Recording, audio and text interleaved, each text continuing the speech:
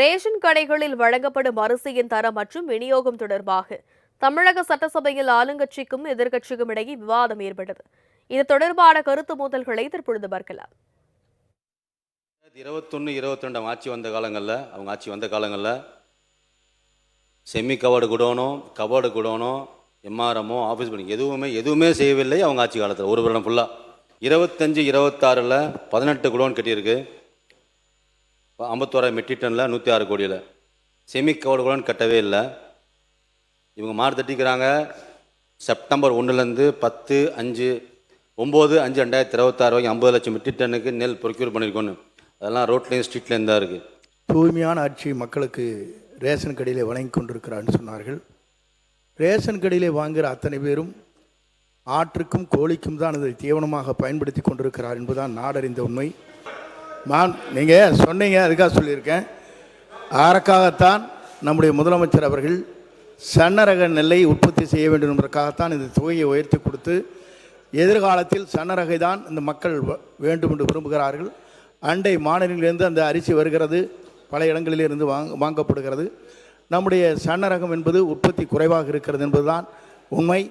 ஆகவே அதை உற்பத்தி செய்ய வேண்டும் என்ற நோக்கத்தோடு தான் அந்த பணிகளை மேற்கொண்டார்கள். நெல் மழையில் நனையாமல் 5 ஆண்டு காலத்தில் மழை நனைக்காமல் தான் இப்போ நீங்கள் ஆட்சிக்கு பொறுப்பேற்ற 3 மாதத்தில் இப்போ தொலைக்காட்சியில் பார்த்தா எல்லாம் நெல் மூட்டைகள்லாம் நனைந்து, அதுவும் அதிகமாக ஓப்பனில் தான் இருக்குது. இப்போ ஓப்பனில் தான் வச்சுருக்கீங்க. நாங்கள் திடீர்னு ஒரு மழை வரும்போது நாங்கள் உடனுக்குடன் அங்கே அப்புறப்படுத்தி இங்கே பாதுகாப்பான இடத்திலே நாங்கள் குடோனில் வச்சோம். எங்கே சக்கரை ஆலை குடோனாக இருந்தாலும் சரி, பள்ளிக்கூடமாக இருந்தாலும் சரி, அந்த அளவுக்கு நாங்கள் வைத்து நெல்லை பாதுகாத்தோம்.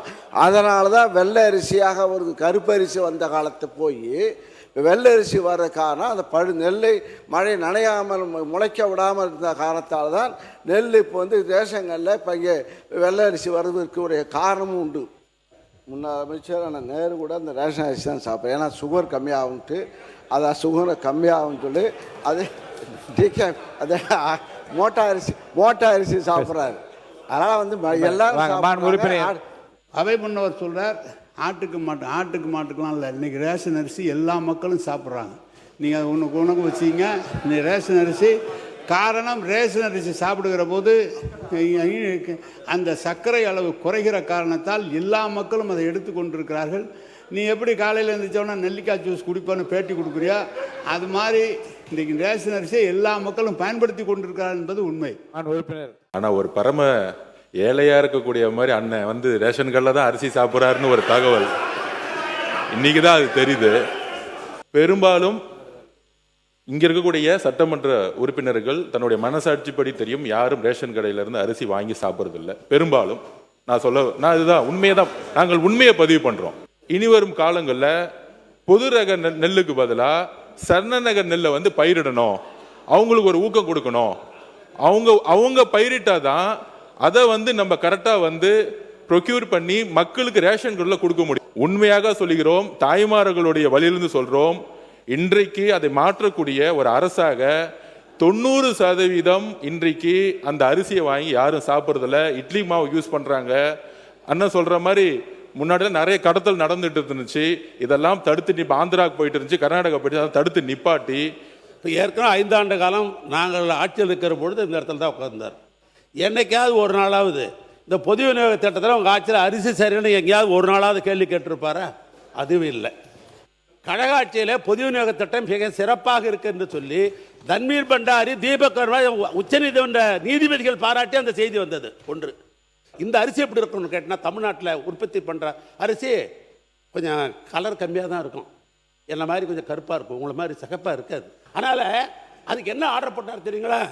வெளிநாட்டு ஜெர்மனாக இருக்கலாம், இல்லை உள்நாட்டில் இருக்கலாம், கலர் சாற்றை ஒன்று நீங்கள் வாங்கி ஒரு மில்லுலையும் வச்சு அதை வெளுமையாக்கணும்னு சொன்னாங்க. இவ்வளவு நடந்திருக்குது. ஆனால் நீங்கள் போய் ஒரு சீனியர் சட்டமன்ற உறுப்பினர் அவை முன்னவர் கொச்சைப்படுத்தலாமா? ஏழைகள் வாங்கி சாப்பிடுகிற அரிசியை அது ஆடு மாடு தான் திருடுறாங்கன்னு சொன்னீங்கன்னா அதுக்கு என்ன பேர்?